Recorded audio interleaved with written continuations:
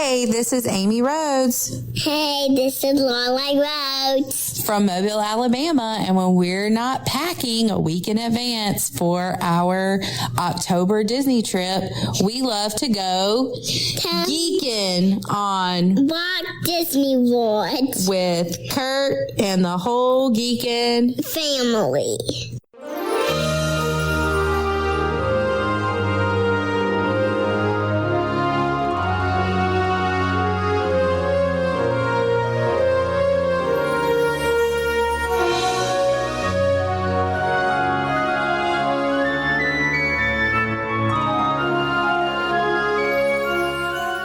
Hey Disney World geeks, Curtis Stone here, and welcome to episode 421 of the Geekin' on Walt Disney World podcast. This week, Shannon Bohmann joins me to review her anniversary trip with her husband, some great details of their split stay, 3 times around Epcot Food and Wine Festival, lots of details there, and I've been having fun chatting with Disney World fans and geeks like Shannon for over 7 years. Started the podcast with my daughter, Lindsay, talking about our Disney World trips. And then we brought on our Disney geeks. You guys are so awesome, telling your Disney World trip stories. And our geeks are so positive, caring, and generous. And we encourage a family atmosphere here on the podcast. Before too long, my listeners were calling me the Podfather, and I continue to bring them on to tell their Disney World trip stories. We'd love for you to join our Geekin' family.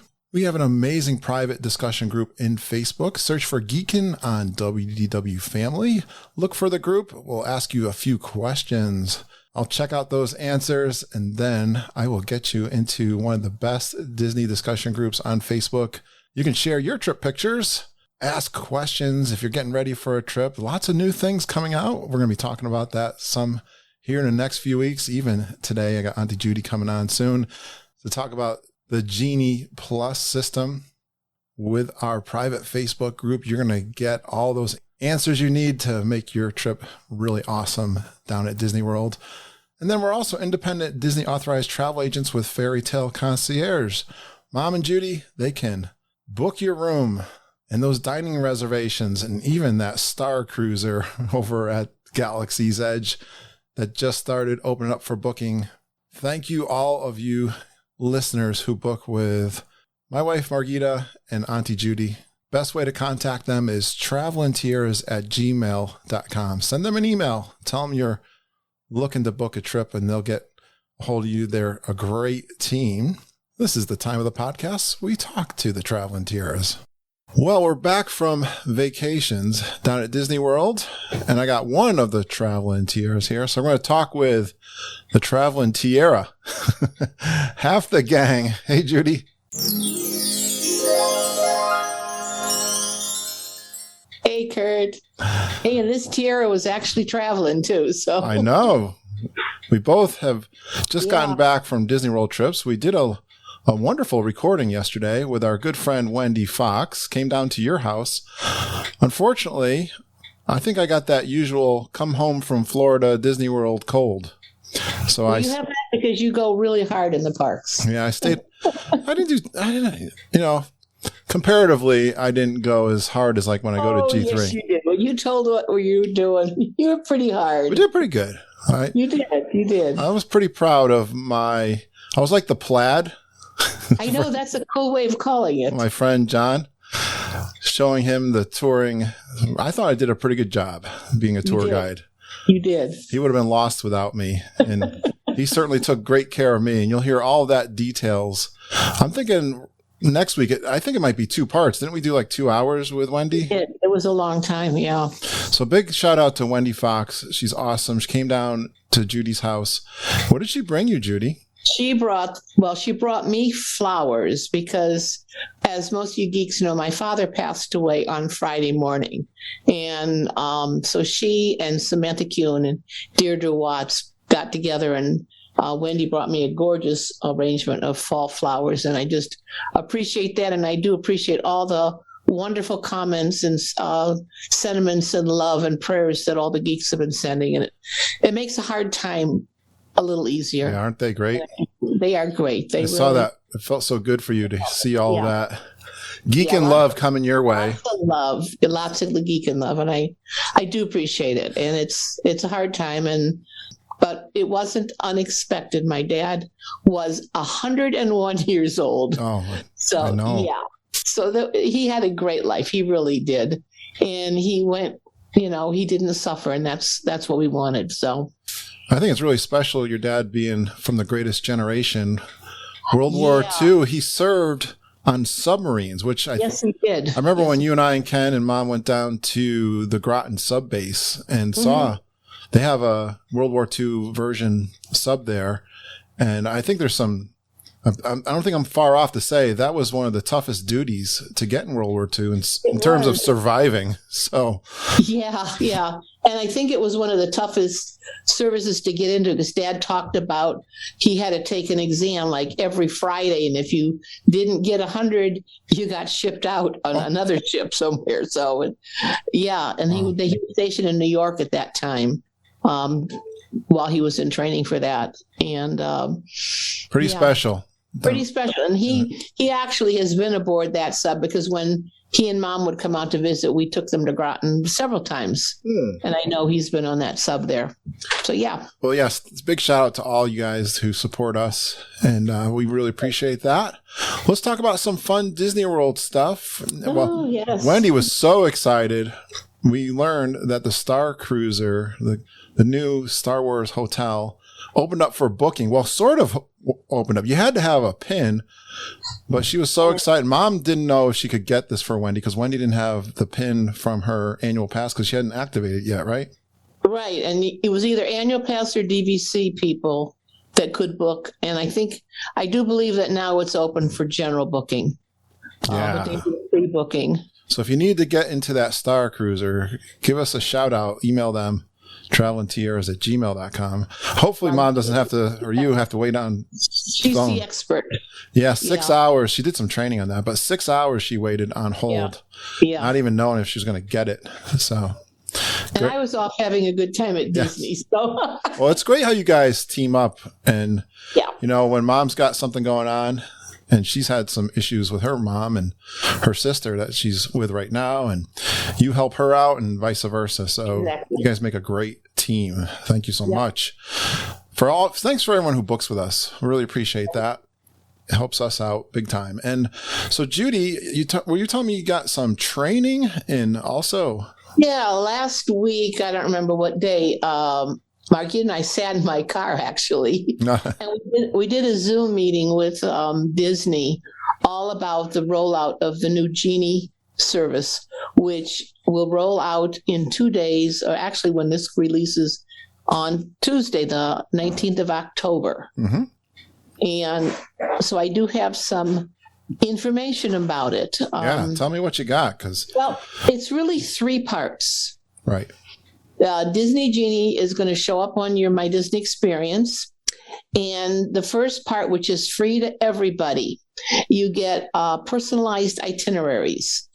And basically, it's a complimentary service, and you kind of put in what you want, what you like to do, and Genie's going to offer you recommendations tailored to what you have put in, what your preferences are. So if you say, gosh, I really like princesses, and I'm in the Magic Kingdom, it's going to tell you places that you can go to experience princesses, from rides to dining to maybe even there's going to be a cavalcade that will have princesses. It's going to tell you when that's going to happen. Excellent. And that's free. And it's also going to give you suggestions as to when you can make dining reservations, any enchanting extras that you want. It'll tell you what wait times are on different rides. So you can just look and see, and you can just use it, and it's free to everyone. Perfect. So that's part 1. Part 1, right. And then part 2 is Genie Plus. And Genie Plus will cost $15 per day per guest. And here we go. All the features. All the features. And you will be able, with the $15, on the day of your park reservation. So if you were going in the park on Tuesday, you can do this on Tuesday. And first of all, let me back up. You can buy it on the day you want, or if you have a package or multiple day tickets, you can buy it in advance and you can put it on your package for every day of your trip. So if you're there 10 days, you could put it on for 10 days. Or you could choose, I only want to do it 2 days, and then on that day, pick the day you want to buy it and purchase it. Sounds pretty flexible then. Yeah, and you can purchase it starting at midnight on that day. So, if you're up at 4 o'clock like you are, Kurt, you can buy it at 4 o'clock in the morning. I know. I get up early, even in Disney World. Yeah. But then everybody who has it makes their first selection at 7 a.m. on the day. Okay. And you can book any ride. There's over 40 rides. You can book each ride one time. And the Disney Genie Plus, they will give you the next available time for your party to arrive. Mm-hmm. So, but the other thing it's going to do, if you've got a dining reservation at noon, it's not going to give you an available time at noon. It's going to give you a time that works around what you've already got reserved. So it's not going to choose those times. It'll skip to those times. All right. You can make one at a time. You can do it for multiple parks. So you could make one for Magic Kingdom. When you do that, maybe you're hopping over to Epcot at 2. You could make one at Epcot. That's new. We couldn't do that with Fast Pass. New. Right. You can only book each ride one time a day. So you can't book. That's cool. That's fine. Yeah. So you can't book Haunted Mansion 3 for the times. morning. Yeah. Keep it all day long. Yeah. Yeah. And they have to, and as soon as you go through the first attraction, you can then book another one. So you can do multiple, one after another, which you could do with the old Fast Pass system. Once you used up your third one, you could then book more. You can book these one after another as you use them up. You could always rope drop one and then book a Genie on it and still get it twice, right? Yeah, if you go in through the standby line, you can then book a Genie and you could do it twice that way. Yeah. The other thing that I thought was kind of cool is it contains auto tales as part of the $15. And that gives you little insider tips. It gives you information. It gives you fun facts as you go around the parks. So it's a little audio. Like one of the things we listened to was some information about Cinderella's castle. Oh, okay. Yeah, that's kind of cool. Does it? And that knows that you're there. Like if I'm standing in front of Cinderella's, that I don't know. Whether I bet it can. There or whether you say, "Oh, I'm in the castle. What do you know about it?" I bet it knows. I was so amazed when I was there. I know someone had said this to me, or I'd seen it before. But even with the Magic Band, I was walking on to Rock and Roller Coaster, and I wasn't really paying attention. But I was like, "Didn't that just say Torrington?" Like, it had my name on it on the poster that I was appearing. I saw a picture that you put. Yeah, $7 per ticket. I was appearing live. I'm lucky. I luckily got a picture because it was there for a long time. Well, that's kind of like Travis's favorite ride, Small World. Yes. Sometimes it'll say goodbye, Judy, goodbye, Curtis. It'll have that on the side. So a little audio of the attraction you're near would be. Yeah, that would be really cool. Yeah. And then the other thing that I think is really neat is it's got PhotoPass lenses, which will offer augmented reality features while you're in the park. So one of the things they said, you're looking at, some of them are park specific and others are general. If you're looking at Cinderella's castle and you've got this, it'll show you the castle, but when you look at your phone, it'll be that 25th anniversary birthday cake castle picture as you're looking at it. So I thought, oh my gosh, that's so cool. Wow. As a photo, kind of like a photo. Yeah. So that'll be fun. Cool technology. That's really cool technology. One of the things that I think people are really confusing is the word Lightning Lane. Okay. Lightning Lane is the actual line that you stand in. So before you would go to the Fast Pass line, okay, you're going to go to the Lightning Lane. The purchase of the attractions is not, it's called expedited attraction access, is the fancy word for paying $15. The Lightning Lane is where you stand in line when you want to get on the ride. When you're returning on Genie Plus, you mean? Yeah, anything. When you are on Genie Plus, you go to the queue and it'll say standby and Lightning Lane. Lightning Lane is a physical place where you go. Right. I saw those when we were down there.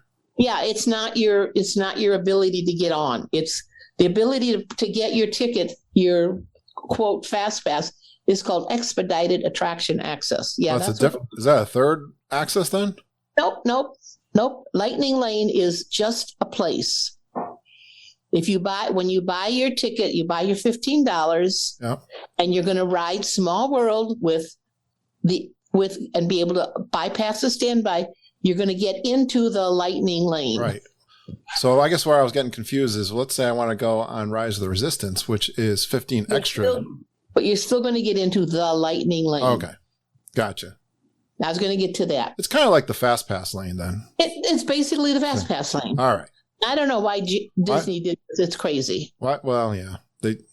But see, then they have the individual attraction selections. That's the other one. That's pay per ride.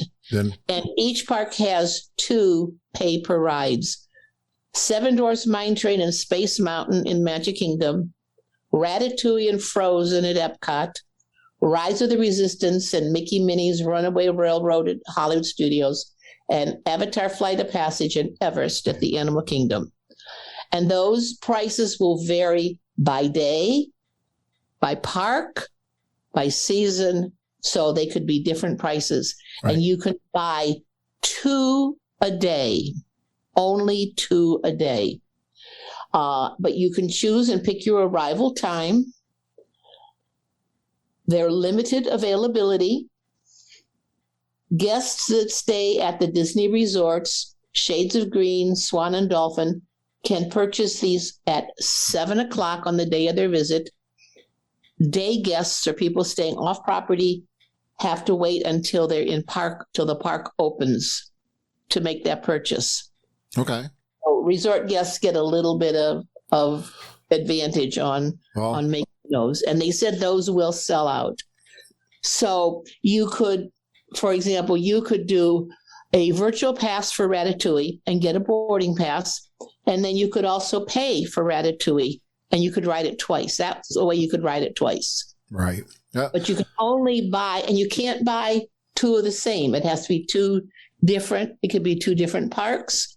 But again, where do you go to get on those extra paid rides? You go to the Lightning Lane.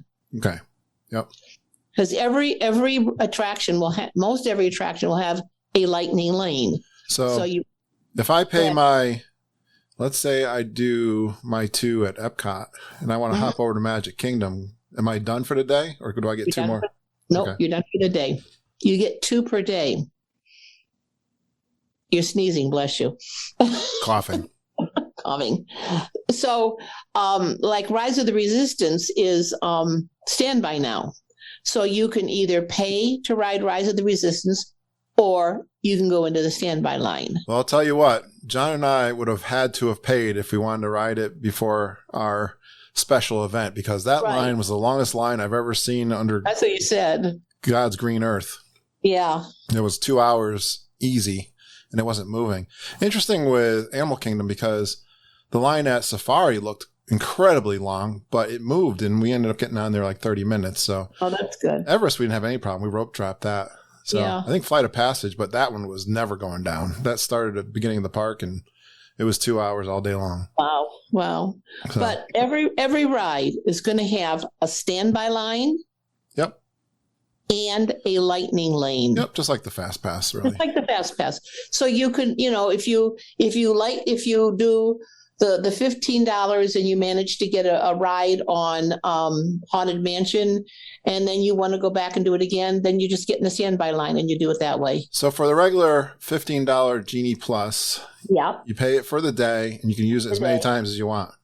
Well, as many times, That means, you know what that means, Judy, for the G3 Saturday Glenn Kessler run. It would work, yeah.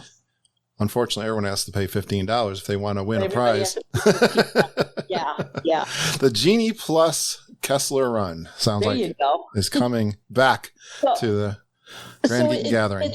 It sounds really confusing, but as we watch the Zoom, it really, I don't think it is. I think it's a lot easier than people are making it out to be. Yeah. Did you actually see it working? No. Did they demo the app? No. No, they showed us screenshots of how it would look on your phone. All right. And I think picking the individual attraction selections, the IAS, it looked pretty much like choosing your fast pass. It looked pretty much, there Sure. were boxes you could pick when you wanted to go. Well, the mobile ordering system has been really good. That's been great. And even although we complain about the random or the difficulty getting the boarding pass, the system actually works pretty good. Yeah. So we got to be thankful for that. I hope they've got, we talked with Len Testa definitely over 2 years ago. It's been a while. He was engaged in consulting on this from touringplans.com. And Okay. I'm working on getting him on the show too, to try to get a backstage view of what this is all about. But this has been great, Judy. Yeah, well, one other thing that Margita and I thought sounded really cool was it said you'll be able to look at when you want a mobile order. So say I go to Casey's and then I look at Casey's and I'll say, you can mobile order and come back between 11 and 11:30. Yeah. But what if Casey's says you can't come back until 2:00 and I've got like 3 hours to wait? Then I have to go to another restaurant and find another time. According to this, it's going to show you comeback times at all the restaurants so that I could look and say, well, Casey's is a 3-hour comeback, but I could go to Sleepy Hollow and only come back in 45 minutes. And Okay. it would be neat so if that works that way. Consolidate it a little bit for looking for something it would to eat. make that much easier to find out what you want to eat. But I think the mobile ordering, when we were there, it was working pretty good. The biggest problem we found was people who were not mobile ordering were getting in a mobile ordering line, and that was tying things up. Some restaurants No comment. Some restaurants wouldn't even let you in unless you showed Yes. that your mobile time had arrived, which worked really well. I had a really good experience at the Regal Eagle getting my mobile order. There wasn't anybody in. It's a little weird. You got to go around the left-hand side. There's a bar line you got to go through. Oh, really? It's kind of a hidden entrance because the exit is kind of where you'd think you'd go in. But yeah. We had no problem with the Regal Eagle. Oh my gosh, it was so good. But wait till our trip report that's coming out next week. Know. It's going to be crazy. I think it I'll was split. a crazy trip. Well, you're going to hear all about it next week. Anything else with Genie No, Plus? that's Good. Pretty much it. Great report. Great recon. I think next week we'll be hearing and reading about it. It'll have been in practice for, half a week. Absolutely. And I know we'll be hearing about it. So. We've got eyes on the ground. We got, and I know some people that will be there next weekend who are going to give it a shot and try it and see how it works. All right. So we'll have some more information about the Genie. Who's doing it? It sounds. Veronica and Dave and their daughter, I believe, are going, and right. I think Karen and Scott Daves are going down. So we're going to have people down there who will be able to give it a shot and try. All right, it. we'll have to bring in a little special interview with them maybe next week so we can get that into the show. Yeah. All right, perfect. Oh, and one other shout out. As of today, if you are planning on doing the dessert party at G3, don't get La FOMO get you because there are only 6 spots left. Oh my gosh. It's going fast. That is incredible. We got it. We're promoting it in our private Facebook group. Unfortunately, if you're not there, you're probably going to miss out if you're going to G3. So, and we've only been promoting it for less. It's been less than a week. There's room for 75 people, and you have to pay up front because we have to give Disney the money. It's $90 a person. It's desserts. There's a cash bar, and we will be in the special viewing area right near France. It will only be our people that will be down there. It's a 90-minute event during the Harmonious fireworks. And don't be left out to get those last 6 places because it's going to be epic. Then you'll have to get into a waiting list, unfortunately. Right. You have to get into a waiting list. But big shout out to Tony Ann Zarcone. And Mandy Ray. Malinowski. This was something, Judy, I dreamed of because I had done these on special events in the past with conferences and the like. And I was thinking when I wanted to build community with the podcast, this was one of those things I thought would be a huge reach goal. And so thank you so much. It's a lot of risk to put all that money up front. And thank you for those, Mandy Ray and Tony Ann, for doing that and collecting it and then organizing it, even at, talking with Disney and setting this all up. So yeah, if you want to do it, you need to contact Mandy Ray. She's the one that is collecting the money, and she's got a Venmo account.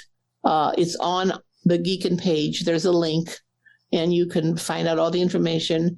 And it's going to be great. I can't wait. And we're going to be celebrating birthdays also. We've got some birthday people. Like there's this guy that lives. It's like in the UK, I think. I think that's where he's stuck. But anyways, Kevin Curtis Allen is celebrating his birthday, and so is Tony Ann. Right. But then also right around that same time, Kurt, you're celebrating your birthday. Mine's first in January. And Scott Daves is celebrating his birthday. It's going to be a big party. It's going to be a great big party. Yeah. I think awesome. Now that we're back from our trip, we can focus in on the Grand Geeking Gathering for February. Yeah. Of next year. It's going to be epic. It's going to be epic. I see so many people getting excited for this, and I'm selling T-shirts that are going out the door from TeePublic. And then the other thing I heard, that Yeehaw Bob was back, and he announced at his premiere show that the Hoop-de-Doo is coming back in January. I know it. I thought, yay. We got so much to organize for our... Yeah, I know. Everybody's going to be putting together their own little dinner parties and... Yeah, exactly. And get-togethers, and so many friends have been made through the podcast. Thanks for remembering all that, Judy. Oh gosh, and this is great. I miss Mama. I wish she was here, but I understand. Thanks for filling in, and we'll talk to you next week. All right, bye, everybody.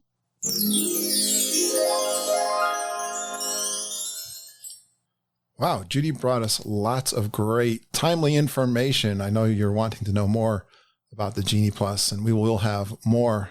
We'll get all those geeks that are in the parks for this month and coming months to tell you all about what's going on and what their experiences are. And for right now, we got the featured trip report for the week. It is Shannon Bohmann, first time on the podcast. She has 3 kids, but she went to Disney World on an anniversary trip with her husband. So 3 nights.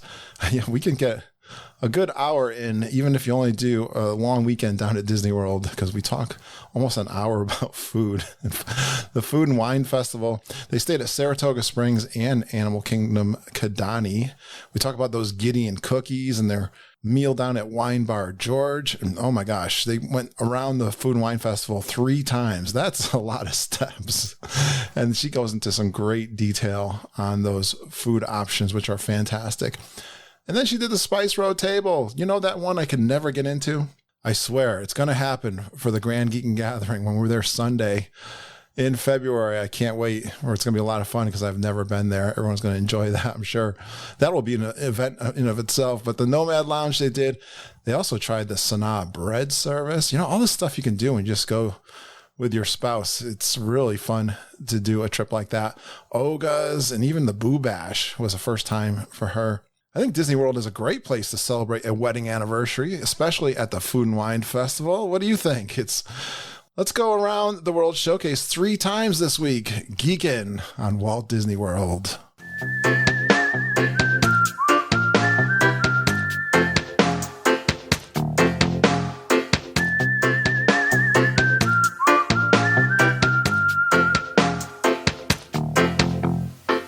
Well, I had a new listener reach out to me to do a trip report. I'm all excited to do that. I love having some new geeks here on the show. Anytime you guys want to come and do a trip report, I try my best. And I got to bring her on right now. Her most hated ride is becoming her most favorite ride. We're going to ask her about these. It's just not a trip to Epcot for her without a ride on the Grand Fiesta Tour. She's sounding like Mama. Just about everything Disney makes her emotional. Please give a warm Geekin' family welcome to Shannon Bohmann.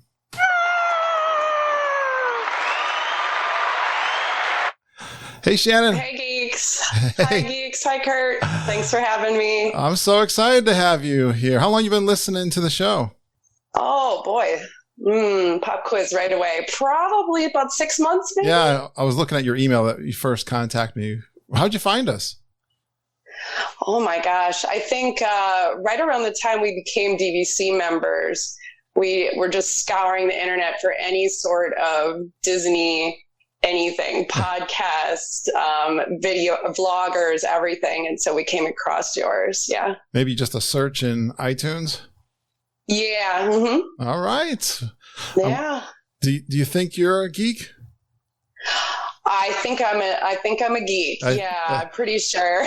One clue is that you're a DVC member. Congratulations. Where'd you purchase? Yeah. Boardwalk. It was where we stayed in January of this year, with kind of the thought in the back of our head that we might become DVC members. And after that trip, we just said, yeah, we got to do this. So, good for you. So we pulled the trigger right away. Yeah. And you got a young family too to enjoy that for many years, right?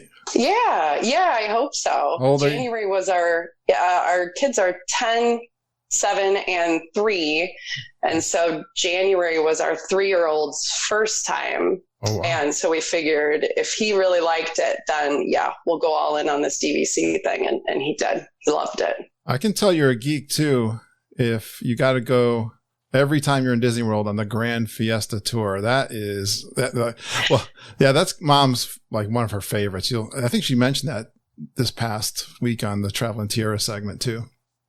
Yeah. There's something about it when I realized that on this trip, I get on that boat and I just kind of melt into it. I'm like, okay, I'm in Epcot now. I just love it. One of my fondest memories from the 2019 G3 Geek Meet was getting couple of frozen margaritas beforehand and then getting all my friends and geeks on one of those boats and taking a picture with everybody.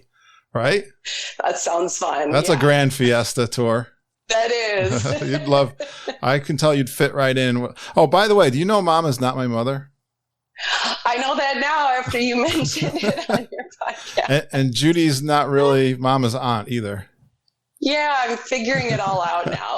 I thought that was the cutest thing when you said that. And, sometimes in the back of my head, I know some of these terms of endearment that we use would be confusing to a new listener, but yeah, it's part of the fun of the Geekin' family, right?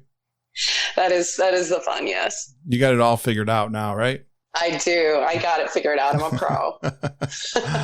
So your most hated ride has become your most favorite. Which one is that? Yeah, Tower of Terror. Yes. Wait, I can give applause to that. The crowd likes that. I'm glad to hear we got so many people that are afraid of the Tower of Terror. Yeah. And so when I was a teenager, so we grew up going to Disney, but I didn't ride it until I was a teenager. And I don't think I knew what I was getting into. And I hated it. I was just crying, get me off of this thing. I hated it. And I said, never again, never again. Well, then we took our kids and we didn't explain to them what the ride was. We just took them on it. Nice. And I thought, oh, this is actually kind of fun. Scary. Yeah. Did you torture your kids like Mama did when our kids were little, a little bit? A little bit. Yeah. A little bit. I don't know. I just had to rip the Band-Aid off and do it. You're fitting in. Yeah. Mom would be a friend of yours. I could tell. You guys would hit it off really well. She always loved scaring the kids, especially Halloween times and stuff. Yeah. Nice. So what made you turn around? Was it just the joy your whole family had on it? No, they did not enjoy it. Oh, okay. All right, I'm not getting the most favorite part yet. No, I'm getting there. So on this trip, a couple of weeks ago when my husband and I went, we said, yes, we're going to go on it, of course. But I was, gripping the little handles and I was, terrified. And so my husband said, let's go on it again, but you need to put your hands up. And I'm like, okay, I'm going to do this. We don't have the kids with us. Let's just do it again. I can do it. And it was so much more fun. Wow. That's the secret. You have to. Yeah, I think, so my husband said with some rides, especially ones you're scared of, you just have to kind of give into the ride, just let it happen and, don't have a care in the world. And boy, did it make a difference. I loved it.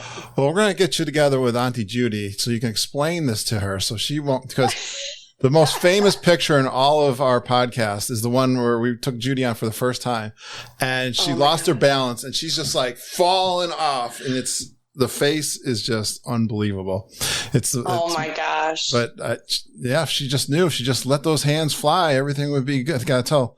Travis Dietrich is another one who's afraid of it too. So, okay. All right. I know they listen every week, so they'll get this tip and they'll be all set. It's YOLO. YOLO. You only live once. Just go for it. Go for it. I love it. Now, did you get emotional on this trip too?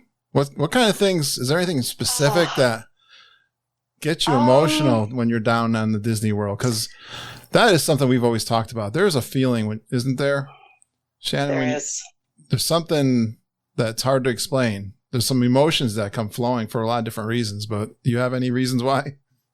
Yeah. Gosh, I think part of it is just growing up, going there as kids. So about 10 years, I had a brother, and about 10 years ago, he passed away from cancer. So I'm sorry. We have yeah, that's okay. Thank you. So we have a lot of good Disney memories. In fact, when we were in our early 20s, just my brother and I went to Disney World, just ourselves. And we had such a blast. Wow. And he's a huge Star Wars fan. So, going into Galaxy's Edge is just, that's emotional. Yeah, we've had fireworks. We've had a lot of people, the same thing they've shared with family members that are not around. That's an easy, wow. Yeah. Yeah. And of course, I think like all Disney fans that have little kids, when you see that joy on their face, when you bring them to Disney for this first time, I mean, that's emotional right there. That's a special moment. How'd your 3-year-old do then? Speaking of little ones, how was this reaction? Yeah, he did so good. Yeah. So that was in January. He just loved it. He loved the Jungle Cruise. That ended up being his favorite thing. He just really? He didn't give. Yeah, he likes the comedy, right? No. Yeah, he did not care about the skipper, but he was just pointing out the boat. Oh, that's awesome. Mom, a hippo. Oh my gosh, an alligator. Oh, that's awesome. He was just mesmerized. Yeah. So he talks like a jabber, talking the whole time. It's funny. He wasn't a big talker until Disney. And I think it really brought it out of him. So yeah, he's a big talker now. I always felt, as a kid, my wife and I were not able to go. And I think a trip to Disney World really they talk about the imagination, but it really shows to me possibilities of what people could do with their lives and what's out there beyond what they're used to, in their surroundings. It's like so amazing to me, that place. So when I went there as an adult, I was just blown away at the size of it. And there's so many things to look at. And I think it's a great eye opener for kids. It's a great learning experience. Yeah, agreed. All right. Well, we're going to talk about this trip. When did you go on this trip with your husband? You just did the two of you on a DVC trip? Yeah, just the two of us. Good for you. It was September. Yeah, thanks. It was September 10th, and then we came back on the 14th. What day is it now? September's almost over. I think it's the 28th. September's almost over. I can't believe it. I know. Crazy. It's fall time. Wow. All right. Crazy. So where did you fly down from? Weekend. We live in Wisconsin, so we flew from Milwaukee straight into Orlando. We had a great going down and coming back. It was less than half full on the plane. I couldn't believe it. We got on the plane and the flight attendant said, just grab a row. And we're saying, oh, great. Sounds good. And then the same thing coming back to Milwaukee. We had a client this past week who was messaging Mom for her travel agency, and they were really upset because they canceled their flights and they weren't going to go till like 9:00 that night or something. And so she was asking Mom to extend her trip one more day because she was kind of missing out on the first day. So flights, it's been, I think that's they're a little down right now, I think. Yeah, I think it's a little hit or miss. They rescheduled us a couple times and it ended up working out in the end. But yeah, it's a hit or miss. You did 3 nights and you did a split stay. We did. Well, as soon as our contract went through for DVC, we knew we want to book something right away. Okay. There was points that had to be used by October 1st. A loaded contract. Yep. Exactly. Yeah. So we just jumped on and said, okay, what's available? Who cares if we need to do a split stay? We'll just go full sink with DVC and give it a try. Why not? So you couldn't get them all nights in one place? Oh, wow. Even Saratoga Springs. No. That's surprising. Yeah. And we were fine with that. Sure. We actually have a trip coming up in January where we're going to do a split stay with the kids. Yeah. So we thought, this is great. We'll try it out. Yeah. I mean, how did it work out for, switching? Oh, it was easy. No problem. Yeah, good. So easy. Yeah. I agree. I like doing split stays too. Some people kind of camping out in one place so they don't have to move around, but it's a great way to check out DVCs. Had you ever stayed at any of these? No. We had stayed at the Poly way back in the day. And then the Boardwalk in January. And then, this was our first time at Saratoga and Animal Kingdom. Well, Kevin Curtis Allen is an owner at Saratoga Springs. Hi, Kevin. Oh. He likes to know. He likes me to mention him all, as much as I can. But it's a great resort. Yeah? Yeah. What'd you think? We loved it. Yeah, the rooms, I think sometime in the last year or two, they'd gone through a refurb and they're beautiful. Not surprised. They're really nice. They really do a lot. Everywhere they do a lot of refurbs. They're pretty good at that. Right? Yeah, they are good. And I thought they made smart choices with the way they organized it. Got the underbed storage. They had nightstands on both sides of the bed, which we really appreciated. Mm-hmm. I thought it was great. Chargers. Yes. USB chargers and all that jazz. Modernized in that. Yeah. And you stayed which part of Saratoga Springs? Congress Park. So we had a nice view of Disney Springs. Oh, good. Were you like across the water kind of a view? Mm-hmm. Perfect. Yeah. Did you do some of that walking over to Disney Springs? We did. Yeah. So we went over there the night we arrived. I had on my bucket list that I really wanted to try Gideon's. Yes. So we got there late, though. I think it was 10:30 at night. Think. Yeah. Yeah. And were the cookies stale? No. So I should have mentioned the first thing we did when we checked in at Saratoga Springs is got a celebration pin because we were celebrating our anniversary. Oh, cool. Congratulations. Yeah, thank you. So I wore that going over to Disney Springs, and it's a good thing I did. So we walked up, we had a little pixie dust moment. We got to Gideon's, and they said, "Oh, I'm sorry, the virtual line is closed for the day." I'm like, oh, shoot. It was the only night we were going to go to Disney Springs. And she looked at my button and she said, "Oh, are you celebrating an anniversary?" I said, "Yes." And she said, "Well, come right in." And so she let us in the line. Oh, was there a long line? That was fantastic. No, I think we waited maybe 10 minutes. Were they closing up, you mean? They were going to not let anyone in? Well, no, they were letting people in. They just weren't letting anybody else into the queue. Okay. Yeah. So we really lucked out. It was great. Oh, good. Well, while we're here, we don't talk a lot about food here on the podcast normally, but no, I'm sure you don't. I'm glad you got that joke. Yeah. It's about all we talk about. But anyways. Yeah. Well, while we're talking about Gideon's, well, first of all, you can freeze them if you buy extra. I've heard that. But I have heard that. Yes. But you know what we learned with, and I guess this would be a tip, what we learned with the split stays is that they're not transferring any perishables.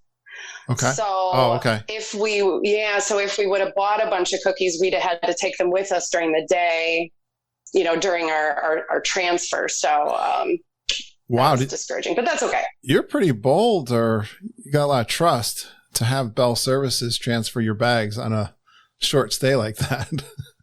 Yeah. Uh-oh. Have you heard bad stories? Oh no. Hey, anything can happen. You only got. I suppose. Well, anyways, I'm glad it worked out for you. Yeah. When did your bags arrive at Animal Kingdom? I'm not sure what time they arrived, but we closed down Epcot that night. So when we got to Animal Kingdom, it was, I don't know, 11:30 at night. Yeah. So they were there. Yeah, we just went right to Bell Services and picked them up. As you should close Epcot late at night. Yes. On an anniversary trip. That is a must do. Very good. So Saratoga Springs met your expectations, right? Absolutely. Yeah, I would stay there again, especially for an adult-only trip. Do you like that it's not close to the parks? It's kind of quiet, right? Yeah, that doesn't bother us too much. I think just that proximity to Disney Springs and walking over there for dinner is just, it's awesome. Especially now with I think the enhancements they did in Disney Springs are just outstanding. There's just so many great places to eat. Well, did you like the cookies? Yes, I did, but I think I might be one and done with their cookies. They were really good, but I got so painfully full after a few bites that I felt like that fullness lasted a lot of the trip. They're serious cookies. I mean, they're just not something to nibble on. They're serious cookies. Well, there's the tip. Make sure you just do like a quart of it and bring the rest home and put it in the freezer. Yeah. I would definitely say to split one cookie between 4 people. I mean, they're serious. Yeah. They're not kidding around with those cookies. No, they're not. So Animal Kingdom Lodge is a pretty awesome place, right? Yeah, it was pretty neat. I'd always wanted to see that too. I think I want to see every DVC resort, of course. That was neat. And you did Kidani Village. Yeah, right? Yeah. So what's the highlights of the Kidani Village or Animal Kingdom? I would say one of them would be having Sanaa downstairs. That's great. You like that? You like the Sanaa? Yeah, I do. I mean, we didn't end up getting a reservation there, but we did go down and ask if we could eat up at the bar, and they were able to accommodate us. So that worked out great. Yeah. That was another food bucket list item, was the bread service. I really wanted to try it. We'll save that for the food section of the podcast, which is coming up very soon. So get ready. Okay. All right. Don't eat anything between now and this new section coming up. All right, everybody. Kidani, did you see some animals? We did. Yeah. It's funny. In the mornings, I would get up and look outside, and you could tell how routine the animals are. They know when that truck is coming through to feed them, and you see the same animals come at the same time every day. But it was pretty cool. I love the animals. I was just noticing too, I'm kind of excited. Looks like I'm going to be booking one of the unofficial Guides to Disney World's authors.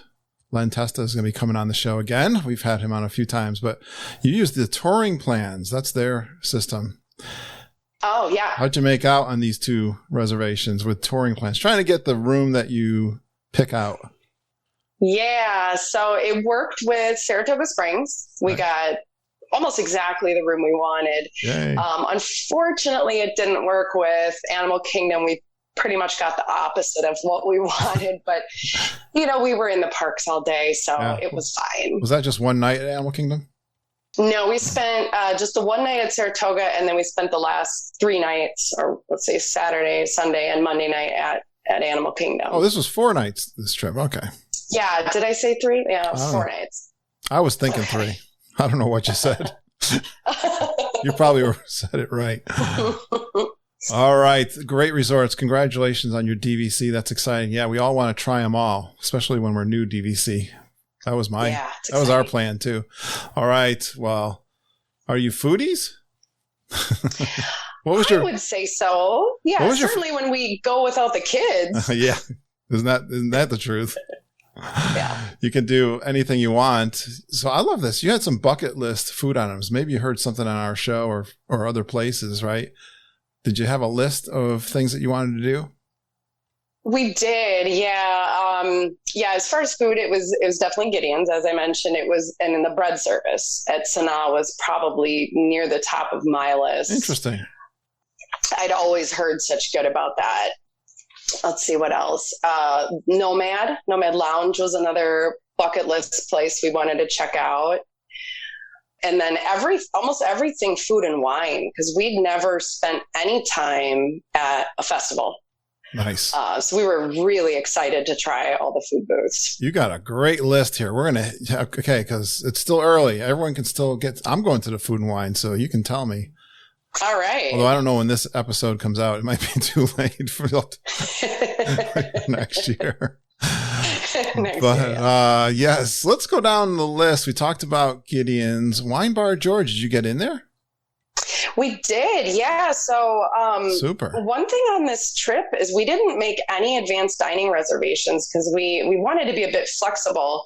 And I had heard that even if there aren't any open reservations, or if a walk-up wait list is full, that sometimes you can have luck just going up and talking to them. And we had luck with that the entire trip. So that's good to know. You know, yeah, that's funny that you say that. And I was reading that ahead before we got on tonight, because I'm going with my buddy John, and I've got one reservation. And I was thinking of making another, and I was looking, I'm kind of late in it. But you know, I'm looking out on the app, and I'm looking like, okay, what about right now? If I was in the parks right now, and I was surprised at some of the restaurants that were popping up. And I think I was asking Mom about that. And I think, you know, people will cancel or try something that like you did at Wine Bar George, you know, if they got room, they're going to get you in there. Right. So, yeah. Why not? Yeah. And my plan is kind of exactly, I like this too, what you're doing here, because this is kind of exactly what my plan is going to be with John. Because I think we don't want to sit down for a dinner, really. I mean, I could, but I got a trip coming up in February too. We're going with all the geeks, so we'll be doing lots of that stuff. Right. All right. So Wine Bar George, what's a burrata? Well, we didn't know at all until it came to the table. So we looked at the description. Mystery meat. Yeah. We thought it was probably bruschetta. Okay. Given the description, but then we found out that it's a type of cheese. Yeah. All right. So, well, and the reason that's kind of funny is because we said, okay, well, let's get this burrata thing because it looks like bruschetta maybe, and then we'll get a cheese board or a charcuterie that's focused on cheese, and that'll be a nice blend. Absolutely. Well, so then we end up with cheese and a cheese board. Hey, I'm all right with that.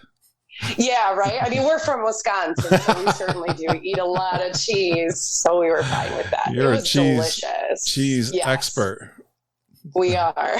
I just saw my daughter and I went over. We got this. Connecticut has wineries. We've got one like 2 blocks from my house, and I used to drive by it all the time going to work. And my daughter and I were out doing some stuff, and I said, well, we drove by. I go, hey, let's pop in there. They had this saying there that cracked me up, which was, you pour the wine and I'll cut the cheese. That's cute. I'm definitely getting a t-shirt made up of that. That's a good one. You pour the wine and I'll cut the cheese. That's good. There you go. The crowd got that joke. Nice. I'm okay with a bunch of cheese and some wine. Mm-hmm. That's a good meal, right? Oh, it was fantastic. It's a great place. You know what? Yeah, I like that. Don't you like the atmosphere there? I do. Yeah, it was a lot of fun. Good place for adults to hang out. Where did there's an upstairs and any special place you were at? They fit us in there was a table down by the bar on the first floor. It was a nice spot. It was a very hopping place for sure. Gosh, by then it might have been 10:45 at night. Have you ever been to Jock Lindsay's right across the road there? No, but I've heard you talk about it. That's your next one. That was our plan B if we couldn't get into Wine Bar George. Yeah. Yeah. That's your next one. I recommend. All right. Shannon. I'll put it on the list. You'll love that one too. No, I was thinking we've always said this about the lounges. You can just snack around the lounges and be quite happy. For sure. Right. I love crackers and cheese and wine for dinner. I'm okay with that. Oh yeah. Right? Why not? All right. The food, I've heard they got food booths at this food and wine festival. Is that true? Oh yeah. Oh yeah, quite a few, Kurt. Quite a few. Looks like you hit a bunch of them. Let's go in great detail. So right from the top, did you do this alphabetical? I'm looking at this. Now that I look at it, maybe I did. Almost. Up until Italy. Look, this is alphabetical. Yeah, I guess so. Is that by accident, or is that maybe the booths are set up that way? I'm not sure. That's a really good question. I'm a bit of an Excel nerd, so all right, I don't know. I had good intentions. I love the spreadsheet. Yeah, it's sorted by country. Australia would be first with the A's. You're not a teacher, are you? Are you a teacher? I'm not. Okay. No. I know. I heard your podcast. I can't remember her name, but she is a teacher, and she sent you an Excel sheet, right? This is exactly like hers. Yeah. Love it. I did hear that. I think I send this format out to everybody. It's so perfect. All right, Australia. I love Australia. That's a place I would love to visit. To talk about bucket list. Oh, yeah, for sure. Good food. Yeah, this one actually, so the booth wasn't on our list originally, but one thing we learned on this trip when it comes to a food festival is you can really overplan it. And we absolutely did. We had, a spreadsheet and we ranked it. And, you don't know until you get there what you're going to be in the mood for. Yeah. So we didn't even have Australia on our booth, and it was the first thing we ate. Oh, look at this. Right. Sounds good. Let's do it. Because you start looking at those menus, right? And they just, and they're so descriptive, and you're like, yeah, I could try that. Yeah, that sounds good. Yeah. And I think I heard on one of your recent podcasts, I think someone had said, when you go in the summer, sometimes you don't have the taste for, like the filet at Canada or the beer or the cheese soup in Canada. Right. And we found that we really, every time we saw something with shrimp or seafood, we tend to say, oh yeah, that sounds refreshing right now. So yeah. You sure you don't have a tapeworm? Because I'm looking at this list here. We're eating like crazy. You did real good. All right, let's go. Well, yeah. Let's keep going. So, sweet. That was grilled sweet and spicy bush berry shrimp. Wow. Yeah, it was Veggies, good. It was very good. All right, Appleseed Orchard. Yeah, okay, that's a drink. Cider over there, right? Is. Yeah, it was so good. It was really refreshing. It didn't taste artificial. It didn't have that like an artificial apple taste. It tasted really fresh. Yep. And it had this great hint of cinnamon. And it was just a simple cinnamon apple cider. It was great. My daughter loved the ciders down there. It's kind of cool, all these new ciders and the sparkling wines? Seltzers are the other new thing that's popping up everywhere. Yeah. Mm-hmm. Yeah. All right. Well, this one's fun in Germany. Schafferhofer. Oh, the Schaffer. Yeah, this was a miss for us. So we tried the wild cherry Hefeweizen, which I think is the special one for the festival, I think.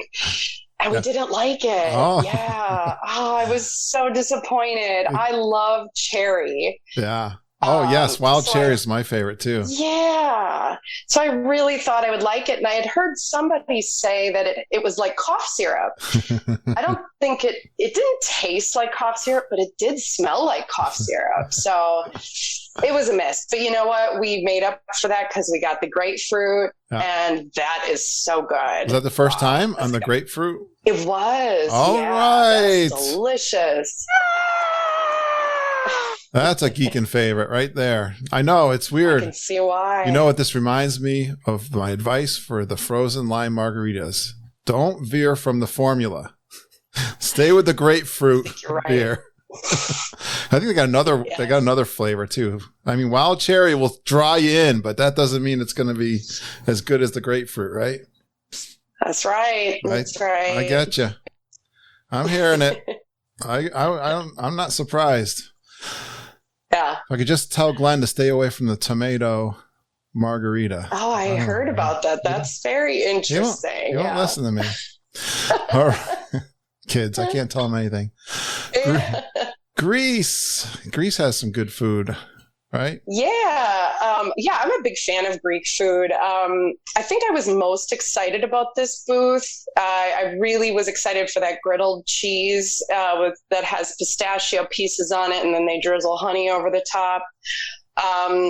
I was left a little bit disappointed with that. I think the balance between the sweet and the salty and the crunchy, I think maybe whoever made mine didn't have the balance quite right. So yeah, I was a little bit disappointed, but I do hear from most people that they love that one. All right. So you were really excited about it, but it wasn't quite there. Yeah, not quite. It's too sad. Yeah. All right. Let's see if anybody came through for you. Hawaii. Oh yeah, Hawaii came through. That Kahlua pork slider is so good. That sounds good. Yeah, it's pork slider. So good. Yeah, it's one of those Hawaiian rolls. So it's like a slightly sweet roll with the pork on it, and it had like kind of like a spicy mayo drizzle and a scoop of almost like a pineapple salsa. I don't know exactly what was in it, but it was like a fruit chutney of some kind. Yeah. And, oh boy, the flavors just go together so great. It was delicious. Love it. I recommend that one. Goes well with a Kona IPA, right? Yeah, I'm not an IPA fan, but my husband is, and he said that one was really good. Some of my boys here on the show are big fans of IPAs. Big IPA, okay. Yeah, well, Hawaiian IPA sounds good to me. Yeah. I like that. India. I got to tell you, I've said this before. You like Sanaa. I'm not an Indian food fan at all. I've tried. Oh. I've tried so hard. You're much I didn't know that. I could tell you're much more adventurous than me. But what did you you liked this one too. What'd you like in India? Yeah. So we just had the mango lassi, which I don't even know if that's how you pronounce it, but it's like a mango shake, like ice cream shake almost. But it has like this almost eggnog taste. Like there's some kind of spice in it. I can't place exactly what it is, but it was very good. It has chunks of mango. I love mango. So I had a good feeling about this one. That was good. I have a very good friend from India. They have all kinds of mango, she said there, for sure. I love eggnog. This is actually intriguing to me. See, I might give India another try. That sounds good. I love a good eggnog shake at McDonald's. Where that came from. I don't know if it's going to taste quite like that. Not quite. Can't be that good, right? That good. Oh my gosh. Rotunda Bistro. So that was probably the other one I was most excited about. Mushrooms are my favorite food. And so when I heard that there was a mushroom tart, that went right to the top of my list. And it was really good. You gotta like mushrooms to eat that thing. I mean, it's heavy on the mushrooms. It's heavy on the truffle. I love mushrooms. Oh, great. Mushroom pizza, right? It was good. Shannon? Yes, of course. Oh, yes. Mushroom on your pizza. I like that. Yep. So that was a good one. We actually had probably one of my favorite moments of the trip when we got our food at Rotunda Bistro. So my husband got the crab avocado parfait. I ordered the tart, and we took that outside and we went over and watched Mariachi Cobre, who I'd never seen before. Okay. Wow. And oh my gosh, they're so fantastic. We were just mesmerized. Where were they playing? At the American Theater? Yes. Okay. Yeah, right outside there. And we just sat there and ate our snacks, and it was such a lovely moment. It was great. It was great. Yeah, I'm a little disappointed they didn't bring in the bands. They had some local bands, and I think they've actually stopped. I was going to do one more search. I thought I saw maybe they have cut the bands for the rest of the festival. So that's a little bit disappointing, but some of the local talent that they've had. So it's nice to see the mariachi, and if you can see the American Pavilion singers there too, they're a lot of fun. But no, that's great. I'm glad you got a chance to see them. Just relax and have something to drink, something to eat. It's good. Yeah.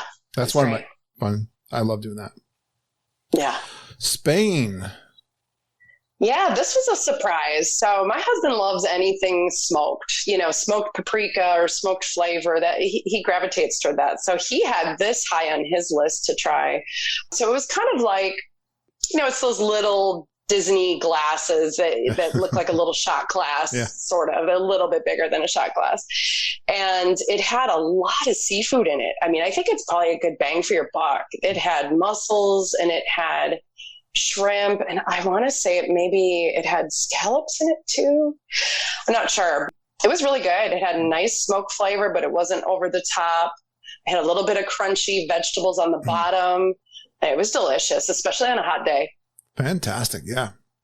Was our good friend Auntie Judy's there right now. She said it's pretty hot right now. Oh, end of September. Yeah. Well, she should go get some shrimp.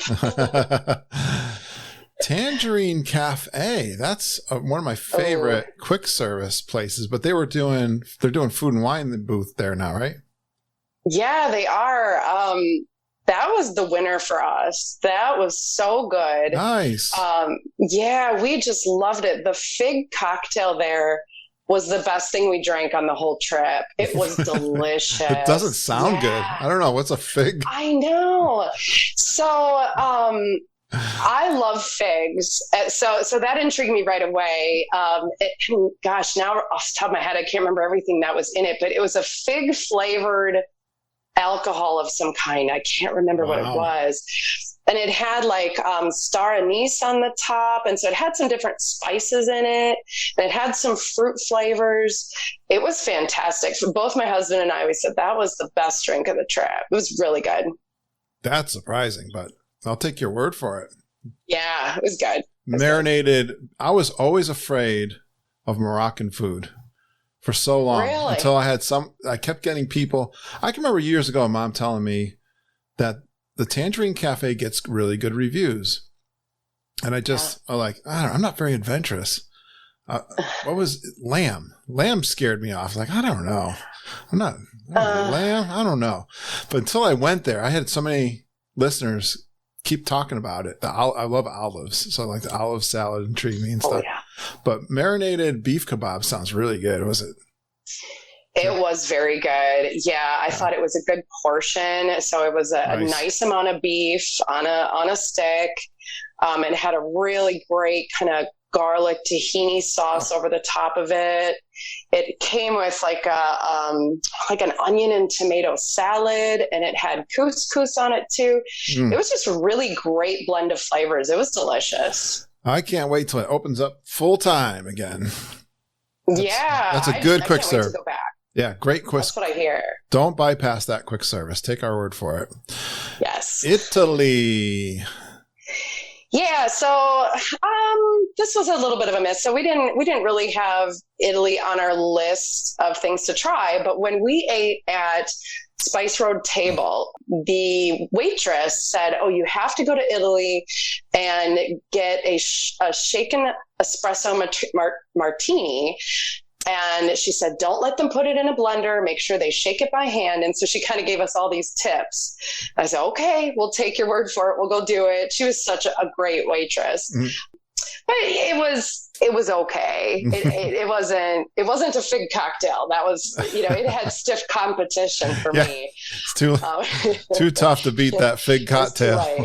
Yeah, it was too late. So that's all right. I just reached up over my shelf because I think I'm really excited to know.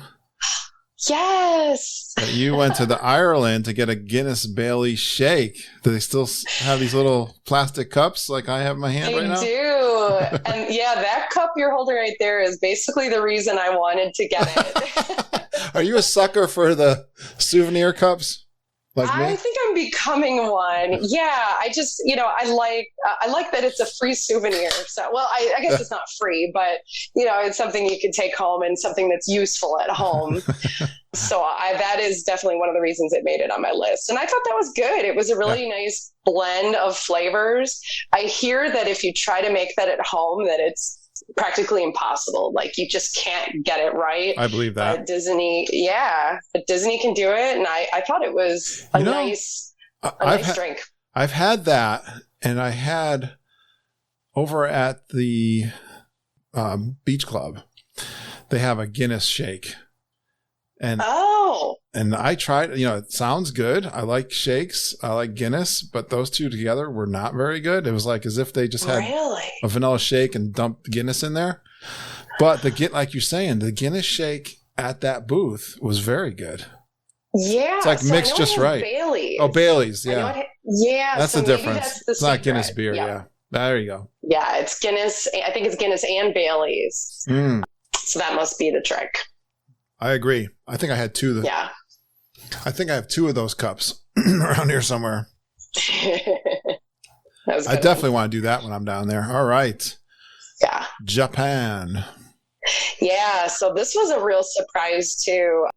We got I didn't have anything there on my list, but we just said, okay, we're going to try sake and we're going to get this lemon drop drink and we're just going to go for it and see if we like it. Was this all the same night, by the way, Shannon? Oh yeah. This is all on the same day. We were there, rope drop to close. You're doing all right here, kiddo. Yeah. About this time, is this 3/4 around? Because okay, so don't do what we did. We went around World Showcase 3 times. Oh my gosh. We did. Yeah, I think. What's that like 30,000 steps? Oh gosh, yeah. It was a painful day. It was worth it.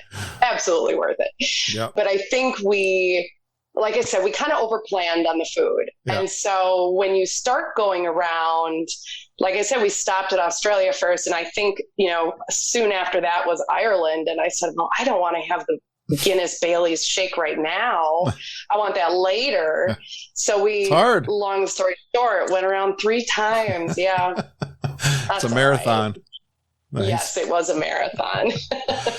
I tell you, Japan. You had a goal. You were on a mission.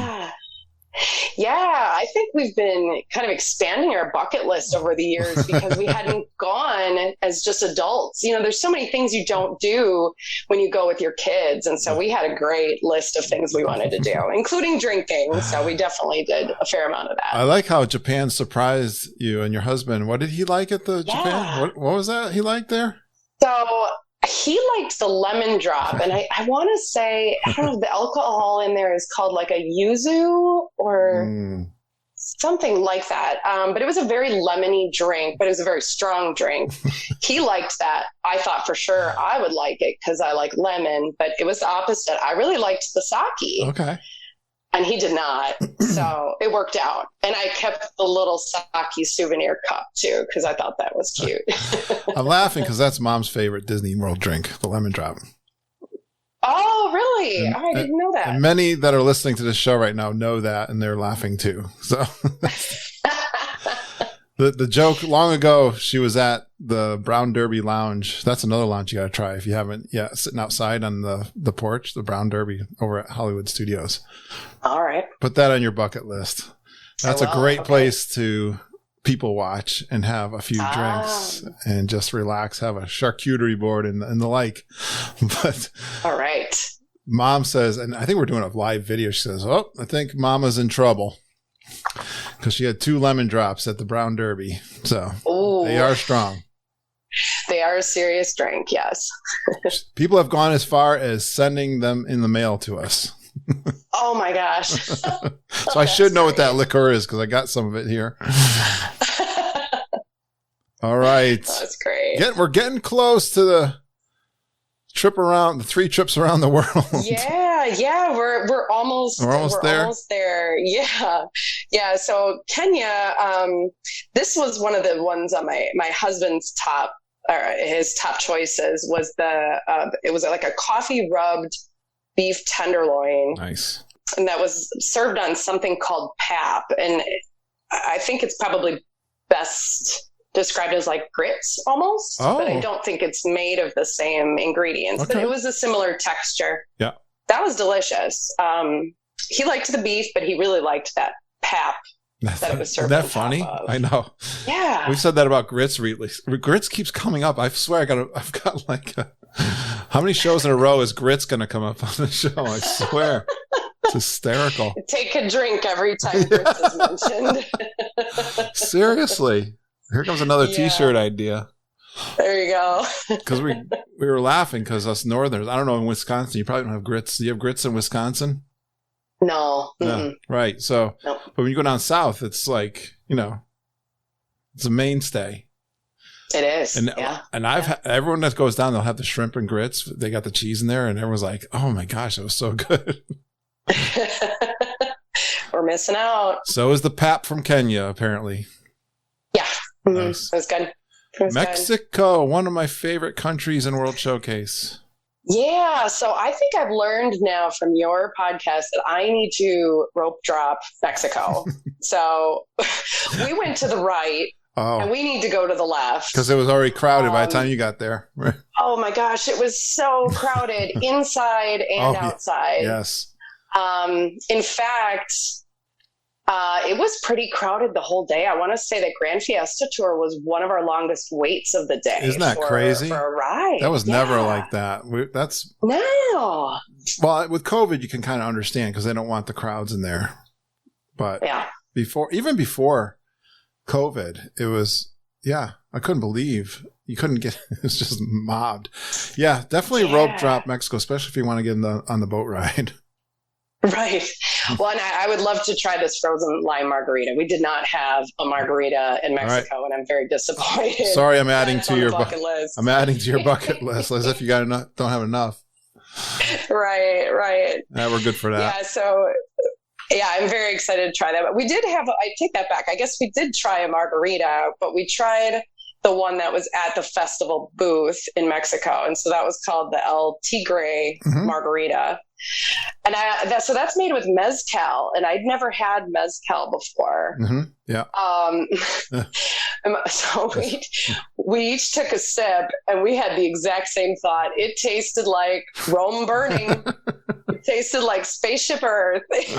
We all love the smell of Rome burning, but I don't know if I want to drink it. Not in a drink, yes. So, so we learned we don't like mezcal very much, but that's okay. It was worth a try. I'm not surprised. I've got a bottle I bought as a souvenir when I was in Tijuana back many, many years ago. I've never drank out of it. Honestly, I just like the bottle. Still got it's a little small bottle. I gotta look. I think it is still. I think it's still downstairs. I mean, I was in college when that was a long time ago. Oh wow! All right. Well, yes. Okay. Frozen lime margarita. I will put it on the list. Rope drop the frozen lime margarita, then get on the boat ride. Exactly. Yeah, that's my recommendation. That's the plan. I think you get. We always laughed at 11 a.m. because that was the traditional World Showcase. But then when they put frozen in, it seems like they were letting people in like about 10:30ish. So, so be on the lookout for that little half hour earlier. 10:30 margarita. I'm on it. It's all okay. Yeah, it's okay in Epcot. Exactly. Yeah. It's a rule. Joffrey's, they had a booth for food and wine, or is that just? Well, yeah. So each of the Joffrey stands, I guess, had has a special drink. So I think it's different at each one, and it's for food and wine. And the one I really wanted to try was a double trouble chai. I do like chai, and I love coffee. We love Joffrey's, so I thought this was going to be a winner. It was a little bit of a miss, but that's okay. We needed some caffeine, so that was fine. Well, true to geekin' podcasting, we're almost an hour into it. We haven't finished the food, so we're going to go through. Oh boy, here we go. I don't know if we're going to do rapid, but I'm intrigued. You did Spice Road Table. As you may know, this has been my nemesis. So tell me, was it good? It was great. I mean, we didn't eat a full meal here. I really wanted to try the hummus fries, and those are so delicious. They're capital fantastic. Letters. Amazing. Yeah. Hummus fries. Was this a walk-in then? It wasn't an ADR, obviously. Correct. Right? Yeah. They said the walk-up wait list said that they were full, but we just went up and said, "Hey, would you have room for two?" And they said, "Oh, sure. It'll be about a half hour." So, okay, that's fine. And they just texted us when it was ready. It was probably more like 20 minutes. And it was not full in there. So there was plenty of space. Oh, good. Yeah, it works. Yeah. We were always so excited when that first opened. And then I kept every time I walked by, there was nobody in there. But now it seems like They're getting more people in there, so they must be doing something right. I think the secret's out. Yeah, I think the secret's coming out. It's a good place. Yeah, it was great. Grilled lamb kefta and maharita. Is that how you say it? Maharita. Yeah. So I can't remember what was in that maharita, but my husband really liked it. They had some very interesting drinks there. A cool place to try different kinds of foods. I'm, like you mentioned, I'm not really a lamb person, but my husband really liked the kefka. But boy, I would go there for hummus fries every time. I'm absolutely going to go back. They're so good. I got another bucket list one for you that we're really excited. They're bringing back the dinner fireworks parties. Spice World tables on the list. Yeah. What a great place that would be good to watch from. Yeah. Plus get all this nice, I think it's probably a prefect meal, Yeah. But that'd be fun. But still, I looked at it. I think it was $72 for that one. So, that's not bad. We are planning some of those for G3 for all the geeks to hit that one, and also, I know they got the Rose and Crowns doing it too, which we like. So there. That's great. All right, the hummus fries. Another one. If you can sneak away. Yeah. I don't know if the kids would do it. Probably not. Not mine. They're chicken fingers, kids. Maybe hummus fries. Maybe. Nomad Lounge. Yes, we talked that one up a lot. Yeah. That if I had to give one recommendation for someone going on an adult only trip, it would definitely be to go to Nomad Lounge. Yeah. It's just so relaxing. Right. I know. I just I melted into the chair and I'm like, oh, this is just what a great place. And it was quite hot outside, but it was comfortable on the patio. They had fans blowing. There's a breeze coming through. The chairs are so comfortable. The drinks are fantastic. It was really great lounge to go to. Highly recommend. We don't make things up, right? Yeah, no, you're spot on. That's a good one. That's one of everyone. I mean, it's so perfect in that spot too. I know. It is. Yeah. Hot Animal Kingdom. Go to the Nomad Lounge. Yes. Good stuff. They helped you with allergies there? Yeah. So my husband has a very rare allergy. He's allergic to poultry. So chicken, that's rough. Turkey. Yeah. It's challenging at times. It's like all I eat. Yeah. I swear. You'd be surprised what they put chicken in. Even sometimes barbecue chips will have chicken fat in them. I would be. Yeah. That's what I was thinking. And you probably avoid it easily, but now that you're saying that, I'm not surprised. Yeah, you'd be surprised. And so we often do ask at restaurants because a lot of food is also cooked in chicken broth for flavor. And so we do ask quite a bit. Well, what we found out at Nomad Lounge is we ordered the bread service, and one of the breads that comes with it is actually cooked in the same grease or the same oil as some chicken dish that they have. Okay. So they would know. They would know. They were great about it. They kept everything separate. They told him what not to eat and what I could eat, because he can't have it. And it was great. They just have some of the best professional chefs anywhere in the world, as far as I can, right? Totally agree. If you want to be a chef, get your chops at Disney World. Agreed. Yeah. Sanaa Lounge. All right. So we kind of bypassed Sanaa. Was bread service everything we said it was? Yeah. I'm so glad we did it. We had I don't know if it's a pixie dust moment, but the bartender that, so we ate up at the bar at Sanaa in the lounge. And we ordered the bread service and a couple drinks. And he said, "Oh, do you guys like spicy stuff?" And "Oh, yeah, we love spicy stuff." So he brought out an extra dip that was supposed to be like the hottest of the dips or something like that. I can't even remember what it was called, but it was like this thick paste. And you could see all these pepper seeds in it. And we thought, oh my gosh, it was super spicy. But yeah, the bread service is fun. It's just fun to mix the flavors and see which one you like. I know. It's great. Yeah. I'm glad we did it. I love dipping stuff. Sauces.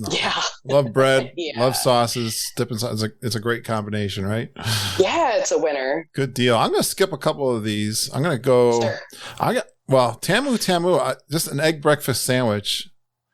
Hey, anytime I can find one of those. those. I love egg sandwiches. So, but they're hard to find in Disney World sometimes. So this one was really good. I'd recommend it if you like it. It's basic. There isn't anything fancy about it, but it just had great flavors. Good to know. It was really good. Good to know they got one in Animal Kingdom. And then I'm really excited. This is one of my favorite places that I always feel I'm rushed and I don't get time to spend. That's Baseline Tap House. So that's one I'm going to hit. Oh. How'd that work out for you guys? Yeah, that was really cool. So I hear it's like the favorite place for adults to hang out while they're waiting for their boarding group to be called for a ride. Which makes it kind of a hard place to get in at certain times, probably, right? Yeah. I mean, they have a good amount of outdoor seating, but they only have a very limited indoor seating. But that was a cool experience. Really good value for your money too. I think their charcuterie board is like $10. Yeah, good point. It was great. I like that. It was really good. Another one to rope drop, everybody. Yes. I think they open up if you want to sit inside. Like 11. They don't have a lot of indoor. Right. They don't have a lot of indoor space either, right? No, not at all. It's nice outside. Oga's. We got to talk about Oga's. I'm sure that was your first time. So fun. Yes, it was. Yeah. So I'd heard a lot of people say, "Oh, Oga's one and done. Yeah, it's fine. Really? It's pretty cool." Yeah, and we absolutely loved it. I'd say that was near the top of our, favorite moments of the trip. Was just hanging out in there. It's more than just a bar. It's like it's almost like an attraction, it's an experience. I agree. And so fun. So we will absolutely be going back there again. Yeah. You had 4 drinks. There was only 2 of you though. Yeah. I'm seeing a pattern here. Yeah, we did do a lot of drinks.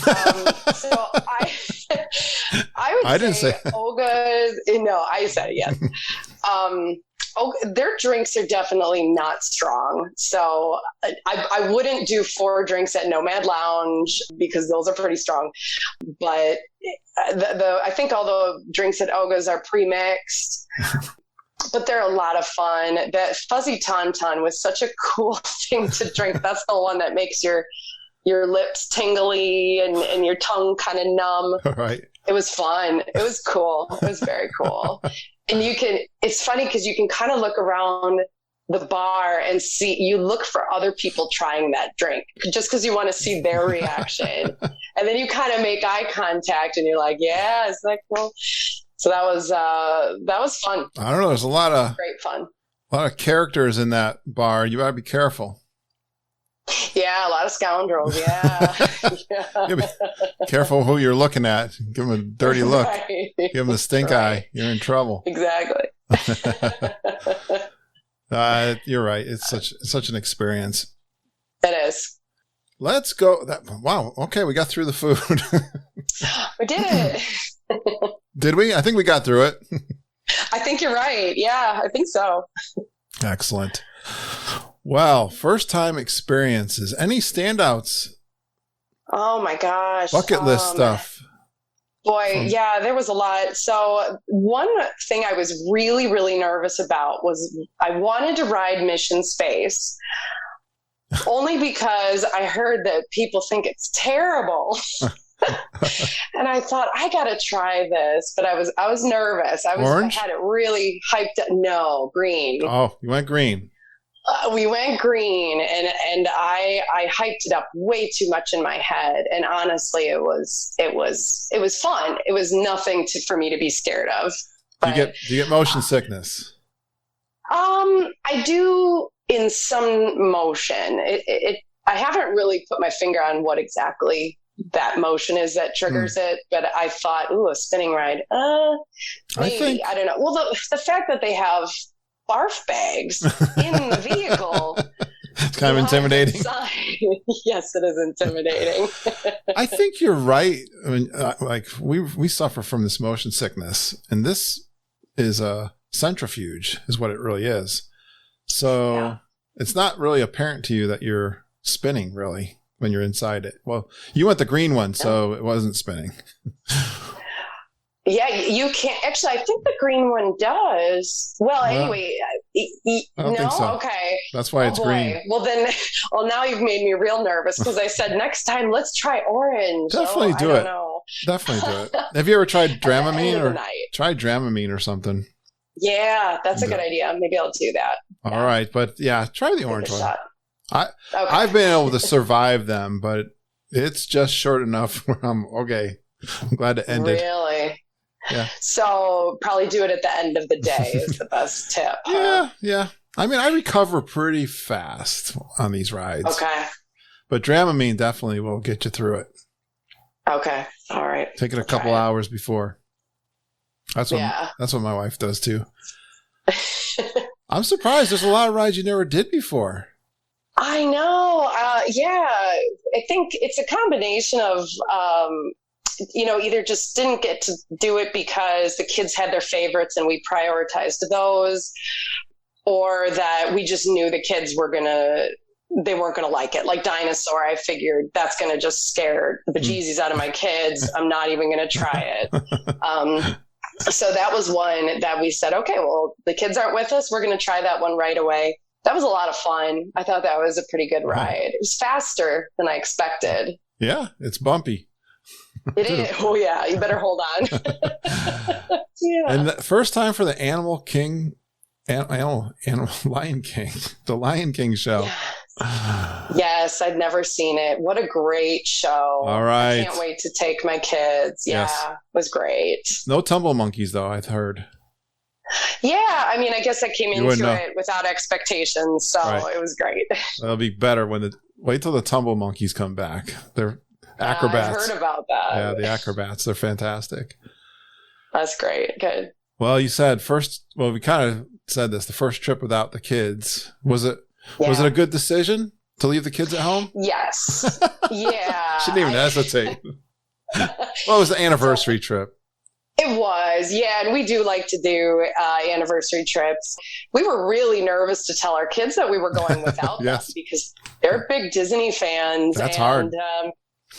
Yeah, I was nervous. They took it so well.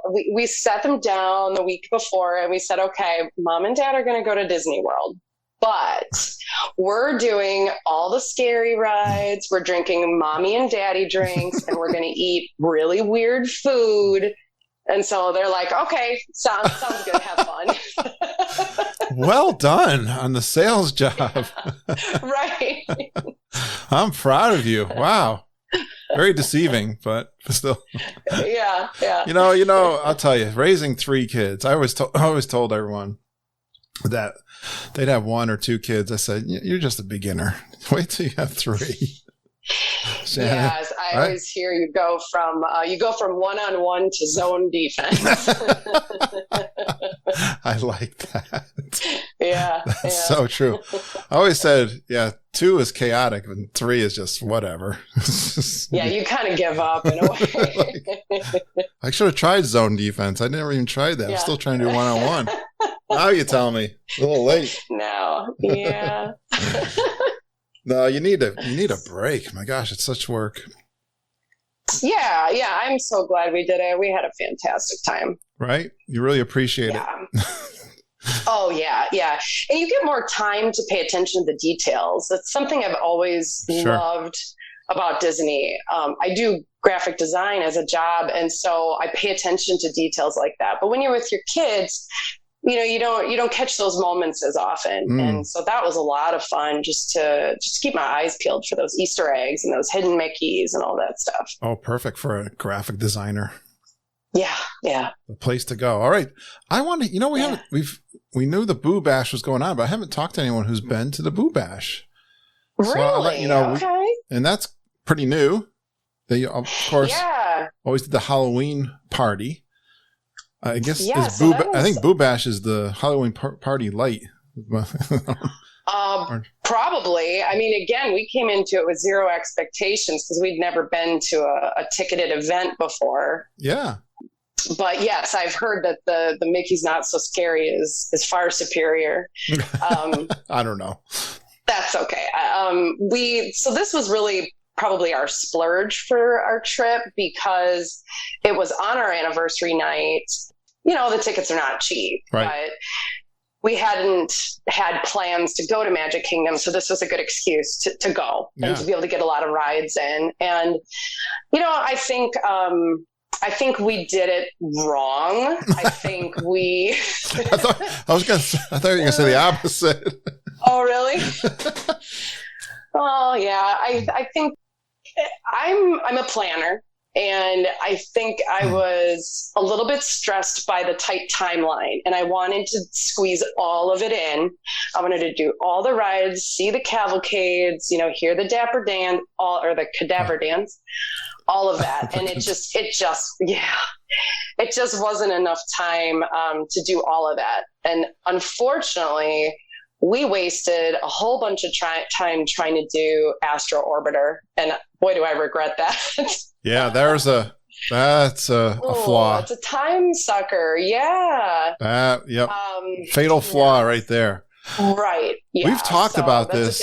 even was it 3 hours, Shannon? They give you like 8 to. Yeah, I think it was 9. Yeah, 9 to midnight. They do let you in as early as 7. Okay.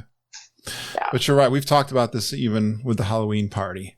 You've got to have a very specific goal in mind because the time goes by so fast. And it's a little different with the Halloween party. There was, are we going to do rides? Are we going to do the food? You got the parade. You had the parade. Of course, you got the fireworks. You got to do the fireworks and the parade because that's kind of the whole thing about it, right? But then, do you want to do character meets? Because the character meets are big time sucks. So you can't really, even with that party, you couldn't do it all. So this really is resonating with me, and I think the audience. You got to have kind of a bones of a plan, probably, right? Or I guess just prioritize. Right. Do you want to focus on rides or focus on cavalcades? Right. And you just gotta go all in. Pick the goal. They didn't have Did they have trick or treating? They did, yeah. Oh. So that was going to be our souvenir that we brought back for the kids. Was as much candy as we can stuff into a bag. Oh, they did. I love that part though. So they still did that. Yeah, yeah. They did. Yeah, they did do that. That was always actually my priority. You'd see these huge lines, but they kind of moved fast. Did the same experience? Oh, yeah. Yeah. They just because they just stuff it in your bag. Yep. Next. I always had fun with the cast members. Like, just dump it in there. You go get another bag. I mean, it's like, oh yeah, you obnoxious. Could totally enjoy doing that. That was always my goal when I went. You get all hyped up, like, free candy. Yeah. Well, you pay all that money to go to those events. You got to pick up all the free stuff to make up for it. Yeah. And the ice cream, the popcorn, is that all included? It is. Yeah. Water, soda, ice cream, popcorn. I think you hit them. Yep. You can have a bellyache coming out of there. Yeah, you could. We had enough of a bellyache from food and wine, so we took it real easy. Yeah. Good fun. I'm glad. It sounds like it was fun. Yeah. Cavalcades. For sure. Were the cavalcades short? Well, we only caught one. So, like we were just talking about, we did prioritize rides. Okay. We're ride people. We love rides. All right. That's good. And we did catch the Maleficent cavalcade. Oh, good. The one that breathes fire. Yeah. So that was cool to see. Oh, yeah, absolutely. I'm glad they did that. Oh, yeah. That's iconic. Good job. Yeah, really neat. Yeah. And you rode all the mountains? We did. That's good. Yeah. So that's not easy to do. I guess not. I think we actually did accomplish quite a bit. So maybe I'm being a little hard on myself. I think so. Pirates twice, Haunted Mansion. Yeah, I would have skipped Astro Orbit. I can't even fit on it, so I would have skipped it easy. Oh, that was such a surprise. How big's your husband? So, I mean, I wouldn't say that we're huge people, but I would say any two adults would have a real difficult time sharing one of those rockets. I would not do that again. I think my kids like it, but I probably that's tough to get in and out of. Right. Was there a long line for the people mover? No. Okay. No, we walked right on. Because that's been an issue as of late, which is surprising because it's just a moving line. But anyways, good. No. Yeah, no, I think you did really well. You did Mine Train too? We did. We closed the night with Mine Train. I think we had 10 minutes left before the party, and I thought, if we get in line, I think they'll let us ride it. So That's hard. And they did. That's hard to get on during a regular day. Yeah, I think the wait ended up being maybe 20 minutes, maybe 25 minutes for that. And that was at, quarter to midnight or somewhere around there. So I'm glad we ended the night with that. That was fun. I'm looking through some of the other stuff that we usually go over, and anything from stories that we didn't talk about Shannon? Yeah, because the Mariachi Cobra, those were some of the favorite moments. Was Mariachi Cobra, sitting and listening to them was fantastic. Nomads, an absolute must on any adult trip. That was so great. Actually, the one other thing I would say about Tower of Terror, maybe a little tip. So I don't know if you've noticed, but the floor in the ride vehicle is graded. So there's pretty large openings. I don't know that I've ever noticed that. Yeah. And so I had this my very first Loungefly bag that I bought for this trip. And it was a Star Wars one. And I did that because of my brother. And it had these charms hanging from it. And so we go on Tower of Terror, and I, set the bag down on the floor, and I kind of wrap the straps around my leg.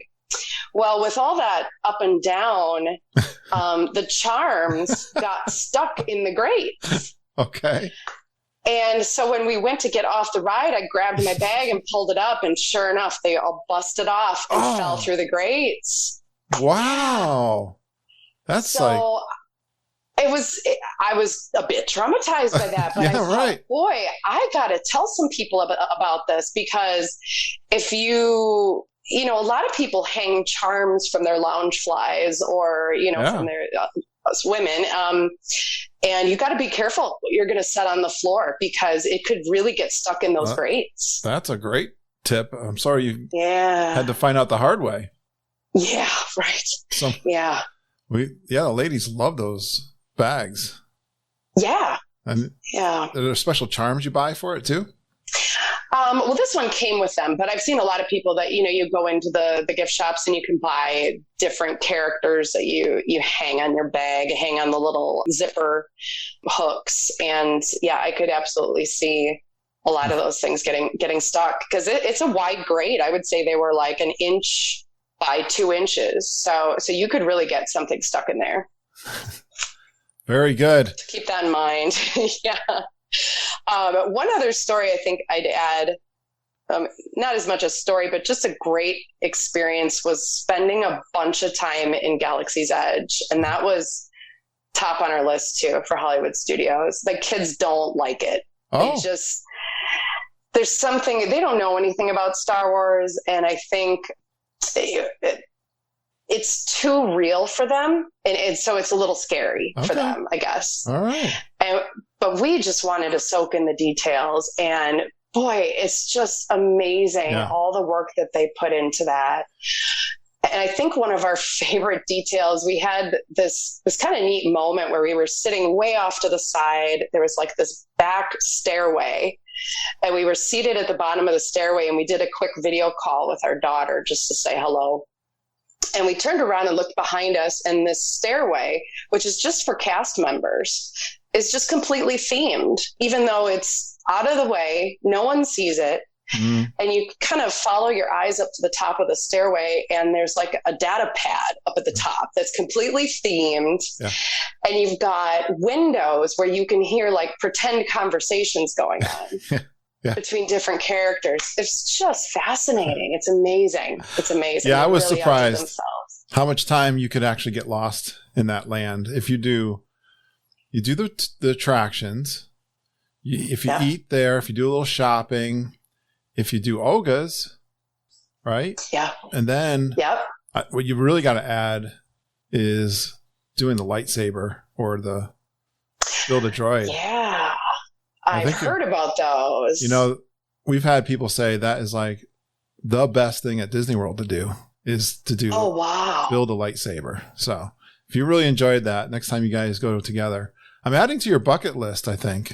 You sure are. I don't know. We're all in though. We've got 21 more years to use our contract. So we're all in. You need more ideas, right? Exactly. Well, what'd you take away from this trip? It sounds like a great trip, Shannon. Yeah, it was great. I think the big takeaway for us was that an adult's trip is fantastic. I think, I had a couple coworkers that were like, what do you mean you're going to Disney World without your children? Yes. But I also have a coworker, shout out to Maddie, that is very much a Disney geek as well. So she was super, yes, she gets it. She was very excited for us. So I think it's a must. I think going to Disney, if you're a Disney fan and you've got kids, you should definitely go for an adults only trip. It's very relaxing. And boy, you can get a lot done when it's just the two of you.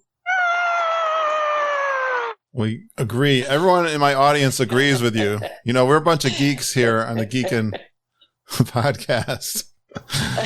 You have found your home, Shannon. I think so. Yeah. I'd love for you guys, you could bring the kids too, but if you come to G3, I think you would find your people. Yeah. So we actually have a trip booked and we're going to be leaving to head back home, I think just a couple days before you get show. there. Oh, well, you can send the kids home, There you go. Extend our trip. Yeah. No, I'm only joking, but it's been a lot of fun talking with you. And any tips did you learn anything that you would share with coworkers and friends? Yeah. So one thing I guess would be to have a bit of a loose plan. I think, Boo Bash is something different. Maybe I would have more of a concrete plan for that, but an adult only trip, have a loose plan, watch the wait times, just kind of go with the flow. Don't get so stuck on, we must do this and this and this and this, because there's just a lot to take in and you might miss something if you're just focused on your plan. That is the number one tip we always get. You said it in a different way, but we hear it. I mean, not so different, but you're right. Just like you and your husband, like I'm thinking, I haven't been planning hardly anything for this trip that I'm going down with John, and I'm feeling a little guilty about it. It's like, I should book something. Then I'm like, he's not going to, he just wants to relax too. Like, we're just going to take it in. I'm trying to think of like a little contest to do or something for people to track us, like Kurt and John, where we're eating, follow the lounges we go to. I don't know. It's like, we're not going to have a plan. So you're making me feel better about it. Yeah. Go with the flow. I love it. Well, thanks. I hope you stay in touch with us. I'm so happy for your DVC purchase and all the fun you're going to have in the coming years. And I hope we can give you some tips along the way. Oh, I've learned a lot so far. So I look forward to more podcasts. Thanks so much. Stay in touch. Great talking to you. Thank you. You too, Kurt. Thanks. Please stand clear of the doors. Por favor, manténganse alejado de las puertas. I love talking to new geeks that are coming on the show for the first time. Thank you, Shannon. Hope you enjoyed your time sharing your trip with all of us. I'm so glad you came on. And I got to do a shout out. Judy and I were talking about this, but Wendy Fox, she is so awesome. Came down, even though I was sick yesterday. I didn't want to take a chance getting Mom and Judy and Ken and Wendy sick. I think I just got a cold. Don't worry, I will bounce back soon. But Wendy still made the trip down. I zoomed in. I think the recording came out pretty good. It was almost a couple hours. And then they sent me over charcuterie this morning. Judy stopped by after church, dropped off a care package for me. It was so good. Oh my God, Wendy, those sandwiches. I mean, everything, cheese and crackers and meats. And she did a fantastic job with her charcuterie. You know how much we love that here on the podcast. Big shout out to Wendy. Thank you so much. I'm so glad we got that Star Cruiser booked for you. And Mom did such a great job working hard at that. And then, Tony Ann Zarcone, Mandy Ray Malinowski. I'm saying this has been a big goal of mine, to do a dessert party at Epcot for the fireworks as part of the podcast. Friends, it's going to be amazing. 75 of us. Like Judy said, there's only 6 spots left. I'm amazed. I was on a Zoom call with Tony. I was like, you sure we can book this and get enough people? And she assured me we could. And my gosh, they've done it. And we're really looking forward to that. So thank you so much, Tony Ann and Mandy Ray. I owe you big time. You guys are awesome. It's going to be so much fun. I'm so glad we're going to be putting those plans, the final plans. We keep kind of a bones of a plan for that weekend that we're down doing the Grand Geeking Gathering. I'm going to be down there February 2nd starting, and then that's a Wednesday. We'll probably have a little get together when we get down there that first day, but officially it's the 4 days, that long weekend, Thursday, Friday, Saturday, Sunday, February 3rd through the 6th will be in Animal Kingdom on Thursday, February 3rd. Friday will be in Hollywood Studios, February 4th. Saturday, February 5th, Magic Kingdom. It looks like the Kessler run is going to be enhanced with the Genie Plus system. I'm sure we're going to do it that way. We've got that dessert party that Saturday night, so we'll be in Epcot later that evening. And then Sunday, all day in Epcot. That's where I like to get everyone wearing their geeking shirts, get that huge, big picture, and they'll be on, maybe I'll get into the Spice Road table, and then I'll be there till Wednesday of that following week. I'd love to see you there. Say hello. Definitely. I want everyone to feel comfortable when they're down there. Make a friend. Don't be shy. Come on to some of our Zoom calls and virtually meet up with someone to make you feel more comfortable. Coming down, meeting all of us down at the Grand Geeking Gathering. Great introduction.